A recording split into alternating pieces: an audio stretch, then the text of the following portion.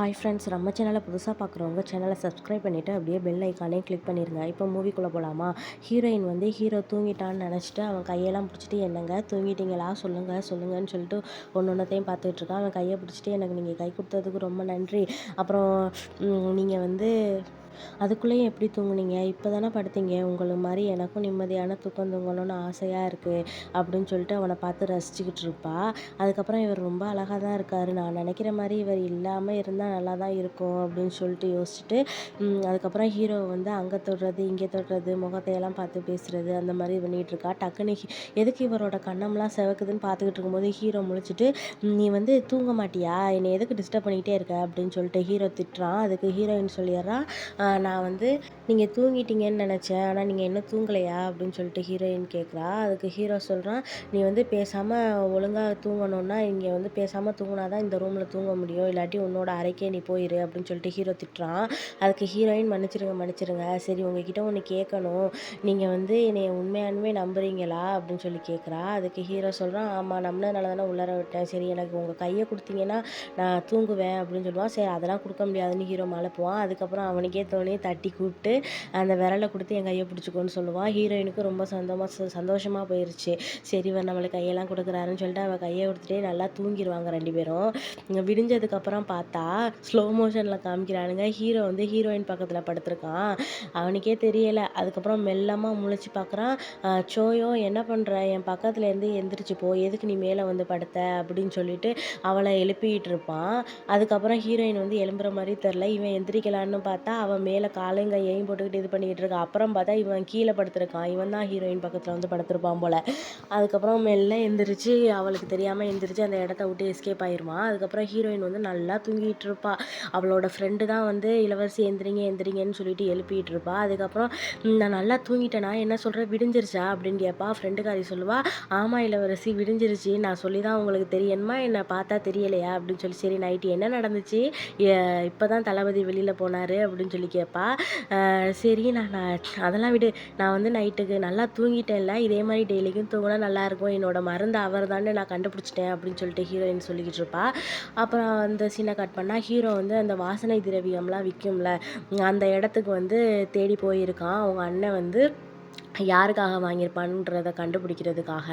அதுக்கப்புறம் அங்கே உள்ள டேக்லாம் கொடுப்பாங்கல்ல, அதில் வந்து அவங்களோட நேம் எழுதி கொடுப்பாங்க போல இருக்குது. இந்த மாதிரி எல்லாருக்கும் கொடுப்பீங்களா அப்படின்னு சொல்லிட்டு கேட்டுக்கிட்டு இருக்கான். ஆமாம் இங்கே வர எல்லாருக்குமே நாங்கள் கொடுப்போம் அப்படின்னு சொல்லிட்டு அவங்களும் சொல்லிக்கிட்டு இருக்காங்க. அதுக்கப்புறம் இந்த ஃப்ரெண்டுக்காரன் கேட்குறான், சரி சொல்லு உன்னோட முதலாளி எங்கே இருக்காரு அப்படின்னு சொல்லு அப்படின்னு கேட்டுக்கிட்டு இருக்கான். அதுக்கப்புறம் அவங்கள கட்டி போட்டு, நீ சொல்லி தான் ஆகணும், உன்னோட முதலாளி எந்த ஊரில் இருக்காரு அப்படின்னு சொல்லிட்டு அவன் பயந்துக்கிட்டு சொல்லிடுவான். இந்த மாதிரி அந்த கிளப்லாம் இருக்கும்ல அந்த மாதிரி இடத்துல தான் இருப்பான் அப்படின்னு சொல்லிடுவாங்க. அதுக்கப்புறம் ஹீரோவோட தம்பி வந்து தளபதி ஆகிட்டான் போல இருக்குது. ஹீரோவோட இடத்துக்கு அந்த இராணுவ படைக்கு அமைச்சிக்கிட்டு இருப்பான் அந்த இடத்துக்காண்டி வருவான். அதுக்கு இடையில ஹீரோட்ட அவன் ஃப்ரெண்டுக்காரன் கேட்பான், சரி அவன் எதுக்கு அந்த இடத்துக்கு வருவான், அதுக்கு இது தகுதியானவன் நீங்கள் நினைக்கிறீங்களா தளபதி அப்படின்னு சொல்லிட்டு கேட்பான். ஹீரோ சொல்கிறான், எதுவாக இருந்தாலும் ஏற்றுக்கிட்டு தானே ஆகணும், மன்னரோட கட்டளையை நம்ம என்ன மீறவா முடியும் அப்படின்னு சொல்லிட்டு ஹீரோவும் சொல்கிறான். அவன் நல்லா பண்ணுவான்னு தான் எனக்கும் தோணுது அப்படின்னு சொல்லி பேசிகிட்டு இருக்கும்போதே ஹீரோயின் வந்து அந்த இடத்துல வந்துடுவா. வந்தோடனே, தளபதி நீங்கள் என்னை விட்டு எங்கே போனீங்க அப்படின்னு சொல்லி கேட்பா.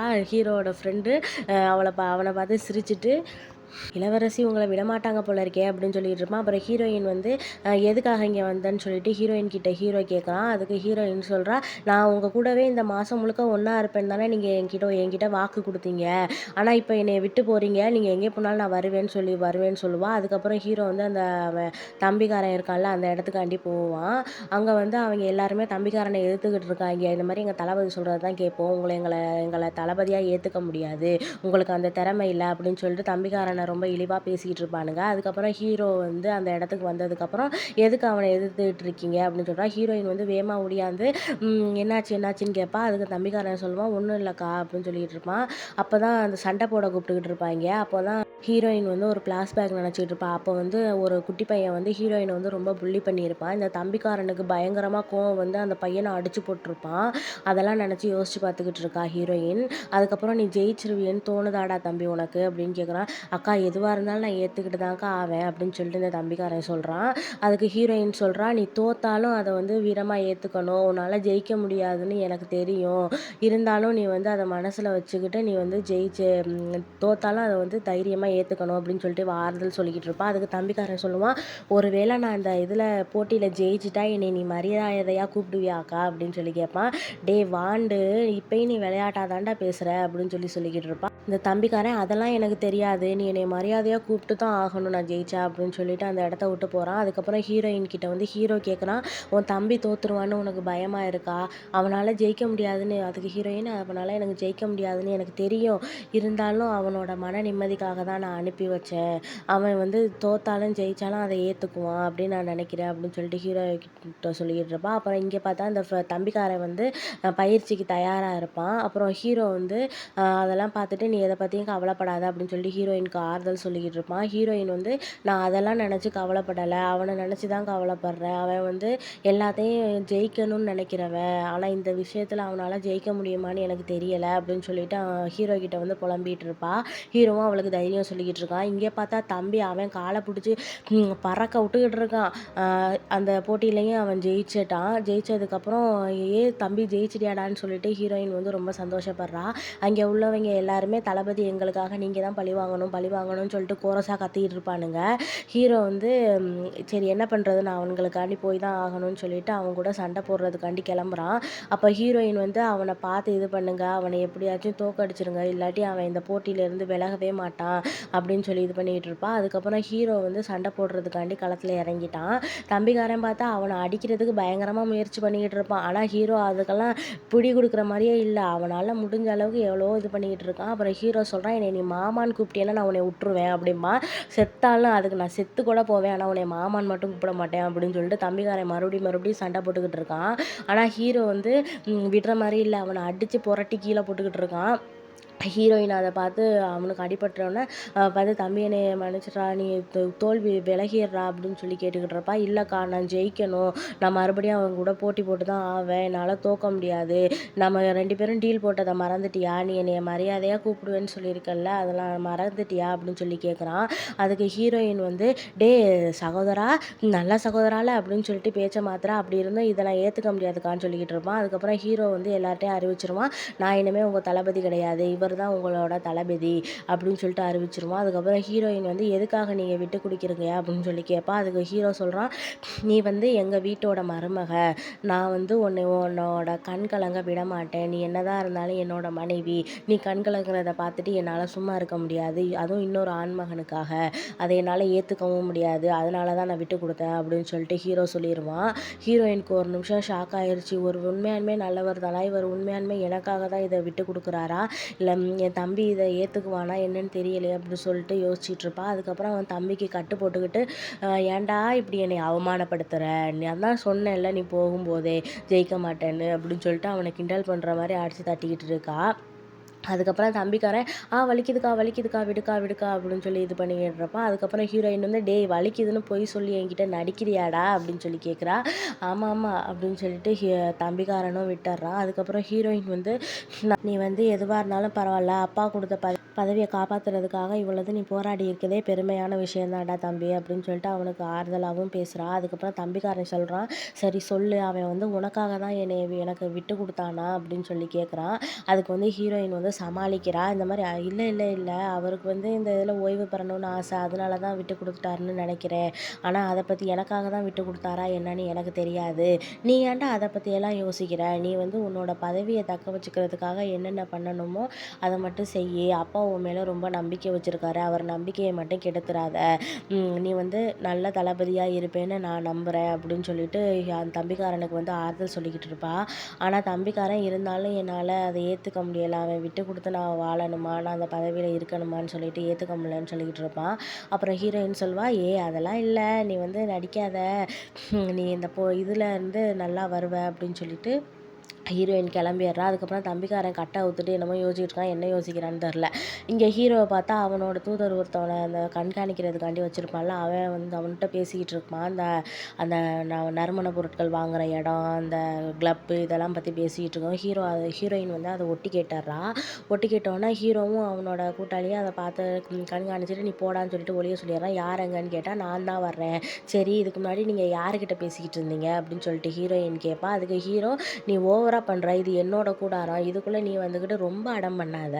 என்கிட்ட பர்மிஷன் வாங்காம ரொம்ப நீ ஆடிக்கிட்டு இருக்க. இதுக்கெல்லாம் நீ அனுபவிச்சிருவ அப்படின்னு சொல்லிட்டு ஹீரோயின் வந்து ரொம்ப மிரட்டிக்கிட்டு இருக்கான்.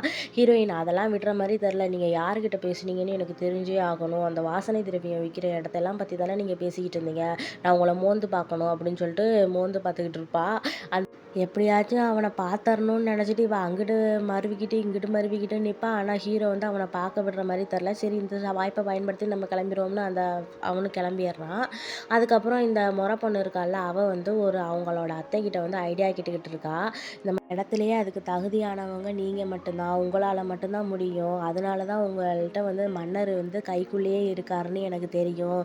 சரி சொல்லுங்க அத்தை, இந்த மாதிரி ஒரு ஆண்மகனை மயக்கணும்னா, அதாவது கவரணும்னா என்ன பண்ணணும் அப்படின்னு சொல்லி கேட்குறா.